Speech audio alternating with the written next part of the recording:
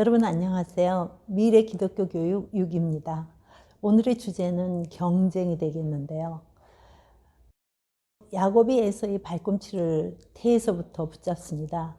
인간의 경쟁은 그런 면에서 보면 원초적인 거다 이렇게 생각을 하게 됩니다. 가인과 아벨을 시작으로 야곱과 에서, 요셉과 형들, 가장 작은 소단이 쌓인 가정에서부터 경쟁이 시작됩니다. 다윗의 큰형 엘리압 역시 경쟁적인 인물이었죠. 아버지의 심부름으로 형들이 안부를 묻고 마침 골리앗을 보게 됩니다. 그때 다윗이 도전 의사를 밝히자 엘리압이 폭언을 쏟아넣었죠. 멀고 험한 길을 형들을 위해서 짐을 지고 온 동생에게 할 말은 아니었던 것 같습니다. 노를 바라면서 들에 있는 양은 누구에게 맡겼느냐 하고 책임을 묻고 내 교만과 내 마음이 완악해서 내가 전쟁을 구경하러 왔다 하는 그런 말로 모욕을 합니다.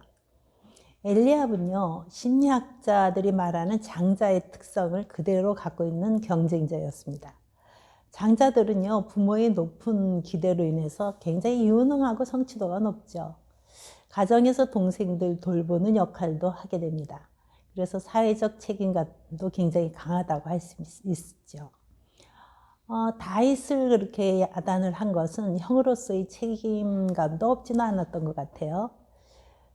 장자는 양육자의 역할로 지배적이고 경쟁적이죠. 그리고 감춰진 적개심이 있습니다. 왜냐하면 자기는 너무 첫째로 사랑을 받다가 동생들이 태어나면 그 자리를 물러나게 되는 거죠.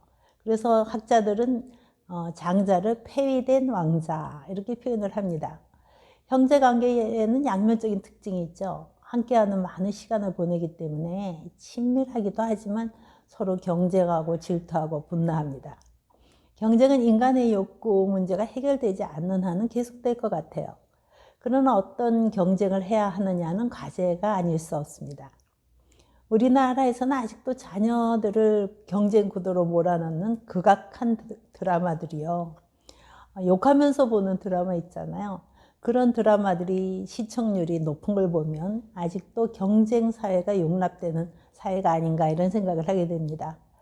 그동안 부모들은 다윗과 사울의 경쟁을 부추겼던 여인들의 노래 역할을 했던 것 같아요.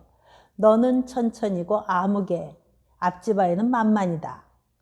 자, 그 결과 글로벌 세상 속에 적응 못하는 인재들을 양성한 것 같습니다.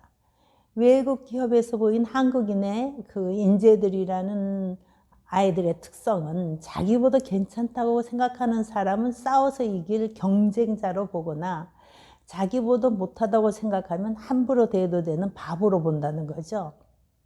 지금 이제 협업적 경쟁 사회에서 요주의 인물로 찍히는 거예요. 그래서 크게 성장하지는 못한다고 합니다. 엘리압이 다윗을 욕하는 것을 보면 경쟁자로 생각을 하는 거죠. 어린 다윗에게 전쟁을 구경이나 하러 다니는 바보로 몰아붙입니다. 너를 이기고 내가 앞서야 한다는 상대적 경쟁, 수직적 경쟁을 하는 거죠. 이 수직적 경쟁의 또 한 인물이 사울이 아니겠습니까? 사울은 정말 경쟁이 얼마나 소모적인지를 우리에게 가르칩니다. 사울이 경쟁심을 갖고 다윗을 쫓아다닐 때요. 3,000명이나 동원했더라고요. 또 몇 년이나 그렇게 소모를 했습니까? 제 생각에는 무엇보다 사울이 소모를 한 것은 자기 자신이 아니었나 이런 생각이 듭니다. 결국 자신은 불안 증세에 시달리죠. 결국은 쫓는 자가 아니라 쫓기는 삶을 살게 됩니다.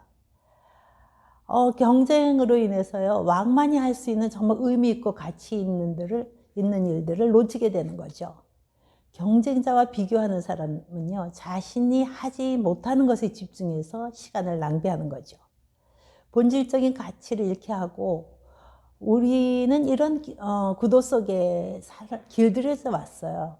그렇게 살아야 살 수 있다고 학습되었습니다. 글로벌 시대가 되면 많은 기업들이 수평적인 절대적 경쟁으로 바뀝니다. 협업의 중요성과 집단지성의 중요성을 이미 깨닫기 시작한 거죠. 글로벌 경쟁은 최상의 업무 성과를 내기 위한 협업적 경쟁이죠. 그렇다면 앞으로 미래 속에서 경쟁은 어떻게 될까요? 미래는 더 경쟁적이 되어야 살아남을 수 있는 걸까요? 자, 점점 경쟁의 폭이 넓어지고 있습니다. 여러분, 코카콜라의 경쟁자는 누구일까요? 펩시콜라요? 콜라 대신 마시는 모든 음료가 다 경쟁의 대상이 됩니다. 사회가 복잡해지고 경쟁력이 넓고 다양해지는 거죠. 이러한 시대 속에 앞서 미래를 예견하는 사람들은 뜻밖의 말을 합니다. 성공하려면 경쟁하지 않는 법을 배워야 한다. 페이팔 공동 책임자 피터 딜의 이야기입니다. 이게 무슨 말일까요? 미래에 살아남으려면 오히려 경쟁하면 안 된다는 것이죠. 사실 이 말은요, 경쟁하지 말고 독점해야 한다는 말입니다. 오직 유일한 나만의 것을 찾으라는 거죠. 좋은 독점이라는 것은요, 자신이 열정적으로 할 수 있는 새로운 것을 창조하고 발전시키는 것입니다. 미래는요, 팀워크적 경쟁이 사라진다고 합니다. 스포츠만 빼고요. 벤치마킹, 남 따라가는 거잖아요. 사라집니다. 골리앗이 다윗에게 1대1로 붙자고 합니다. 경쟁의 개념은 다르지만 미래학자들은 이 1인을 주목합니다. 근데 코로나로 인해서 이 1인이 이미 부각된 거 아니겠습니까? 똑똑한 개인이 모여 정부나 국제 권력보다 더 강력한 힘을 발휘할 수 있다는 거죠. 규모가 작고 우수한 소수가 모여서요, 통합적 리더십을 발휘합니다. 정치, 경제, 문화 다 리더십을 발휘하게 되는 거죠. 그 글로벌 시대의 기계 문명 덕분에 방탄소년단이 만들어진 거 아니겠습니까? 국제적 네트워크로 뭉쳐진 단체, 기구가 리더가 되는 소수의 시대. 똑똑한 1인이 이미 많은 활동들을 하고 있죠. 경쟁하려 하지 않고 의문과 호기심으로 독창적인 나만의 것을 만들어내고 있습니다. 그리고 그것을 공유하는 시대가 된 거죠. 비교 경쟁이 아닌 나 자신만을 차별화시키는 것. 나만의 것이 환영받는 시대입니다. 작은 것이 아름다운 시대. 팀워크적 경쟁에서 독창적인 1인 시대로 전환이 됩니다. 그렇기 때문에 창의성이 화두가 되는 세상이고 우리 자녀들을 그렇게 키워야 할 것입니다. 어떻게 남의 자녀처럼 키울까가 아니라요. 내 자녀는 내 자녀다운 차별점을 보아주는 부모의 관점이 변해야 한다는 거죠. 자, 부모나 자녀가 어떻게 동질성에서 벗어나 스스로를 차별화할 수 있을까요? 제 관점으로는 세 가지를 들 수 있는데요. 첫째는 다양성의 인정입니다. 둘째는 연합과 공유, 셋째는 행복에 대한 기준의 변화입니다. 첫째요, 다양성의 인정이란 것은요, 세상에 존재하는 다양한 것들을 다 인정한다는 것이죠. 다양한 사람, 다양한 취향, 재능, 학교, 직업, 각자 다른 삶의 방식이 다양성을 인정해야 한다는 것입니다. 둘째는요, 연합하고 공유해야 한다는 것이죠. 이제는 개방적인 사고, 내 것을 내어놓고 공유하는, 그래서 연합해서 새로운 것을 만들어내는 통합 능력, 이것이 가장 중요하다는 것입니다. 왜일까요? 모든 경계가 이제 점차적으로 사라지고 있기 때문입니다. 21세기를 빅블러 혁명의 시대라고 합니다. 모든 경계가 사라지는 거예요. 자, 이제는 큰 것과 작은 것의 경계가 없어집니다. 1인 기업이요, 아이디어를 내면 대기업이 그것을 돕는, 작은 것을 돕는 세력이 됩니다. 또 통합 능력이 필요하죠. 서로 전혀 다른 것끼리 공통점을 찾아서 통합시키는 능력. 이것이 창의력이거든요. 여러분, 제가 문제를 하나 낼게요. 고양이와 냉장고의 같은 점은 뭘까요? 여러분 생각이 많으시리라 생각합니다. 일반적으로 다리가 4개다. 생선을 좋아한다. 이런 게 있습니다. 그럼 이것을 창의적으로 통합시켜서 어떻게 새로운 것을 만들어내느냐. 남이 못한 것을 만들어내느냐. 이런 시대가 된 거죠. 제가 언제 이런 걸 본 적이 있어요. 자동차 디자인을 하는 사람들이 몸으로 그걸 느끼기 위해서 탭댄스를 배우는 것을 본 적이 있습니다. 개인의 재능도 쪼개 파는 또 세상이 되었습니다. 유튜버들 보세요. 요리니 운동이니 농사하는 것이니 다 그런 것들을 이렇게 공유하는 것을 볼 수가 있습니다. 생산자와 소비자의 경계가 사라져요. 여러분 보세요. 여러분 벌써 뭐 인터넷을 통해서 사기도 하고 팔기도 하고. 소비자와 기업이 함께 만듭니다. 공동협업의 가치를 아주 이제는 중시하는 거죠. 이제는 거래가 아니라요. 관계예요. 다윗과 요나단의 관계처럼 그런 관계가 미래를 만들어낸다는 거죠. 다윗이 경쟁자를 대하는 모습을 잠깐 살펴보면요. 경쟁이 아니라 관계의 측면에서 사고합니다. 사울을 죽이지 않잖아요. 하나님의 관계의 측면에서 선택을 하는 거죠. 또 중요한 게 있는 게요. 경험을 이제는 제공하고 공유한다는 것입니다.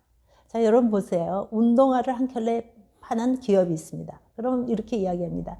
우리 운동화 한 켤레를 사주면 신발을 못 신고 다니는 지역에 이 운동화를 한 켤레를 보내겠다. 그 수익금 중에 일부를요. 또 이런 거 있죠. 당신이 사는 이 제품의 이익금 중에 하나를 당신의 이름으로 나무를 심어주겠다. 이런 거를 한다는 것입니다. 세 번째로요. 만질 수 있는 것과 없는 것의 경계가 사라집니다. 실제 세계와 외계의 콘텐츠가 만나고요. 정보와 사물이 몸을 바뀌는 세상에서 경쟁은 과연 무슨 의미가 있는가 생각해 볼 일입니다. 제가 지금 동질에서 벗어나 차별화하는 법, 그러니까 결국은 이제 경쟁에서 벗어나는 방법에 대해서 이야기하고 있는데요. 첫째, 이제 다양성을 인정해야 한다고 했습니다. 다양성을 인정하면요, 자신을 포함한 타인의 모든 사람의 실패까지도 인정하게 됩니다. 거기서 창의력이 생기는 거죠. 그 다음에 이제 연합과 공유에 대해서 얘기했는데요. 연합과 공유는 경쟁의 이기심에서부터 이타심으로 서로 네 거 내놓고 내 거 주겠다. 이런 이타심으로 발전을 하게 되는 거죠. 이제 이기적인 사람에게는 기회가 주어지지 않는다고 합니다. 세 번째는 그럼 무엇일까요? 경쟁은 개인의 근본적인 욕구이며 삶의 목표에 대한 이야기이기도 하지 않겠습니까? 행복의 기준을 바꿔야 합니다. 경쟁은 인간의 욕구 중에서요. 성취 욕구, 그 성취 욕구보다도 더 밑에 저변에는 인정받으려는 욕구가 있습니다. 요즘 이런 말이 있어요. 인정 투쟁이다. 이걸 바꿔 말하면 인정 경쟁이다. 인정을 받는 것. 이것이 행복의 기준이었습니다. 성취해서 인정을 받는 것. 그런데요, 이제 앞으로는 내가 좋아하는 쪽으로 전문화해서 개성을 살리며 자족하는 삶을 사는 것. 공존의 삶을 사는 것. 이게 너무 행복하다는 거죠. 거래가 아닌 관계예요. 서로 좋아하는 것을 공유하고 즐기고 거기서 얻어지는 것. 참 중요한 거죠. 만족감입니다. 창조의 중요함이 여기서 나오죠. 자, 여기 보십시오. 만족감은 뭡니까? 감탄하지 않아요? 우와, 정말 좋다. 이런 작은 만족감. 내가 이루는 작은 것들에 대한 만족감. 경험을 서로 제공할 때 그때 기쁨. 그게 최고의 가치라는 거죠. 이타적인 것에서 나오는 것이 뭔가 하면 아주 뿌듯함이 아니겠습니까? 성경에서도 그렇게 말씀하셨잖아요. 받는 것보다 주는 것이 좋다. 서로 주고받는 거죠. 이럴 때 뭐가 생깁니까? 보람이라는 게 생깁니다. 자, 오늘은 경쟁에 대해서 이야기했습니다. 다음 7강에서는요. 그리스찬의 경쟁 없는 목표에 대해서 이야기를 나눠보도록 하겠습니다. 7강에서 다시 뵙겠습니다. 안녕히 계십시오.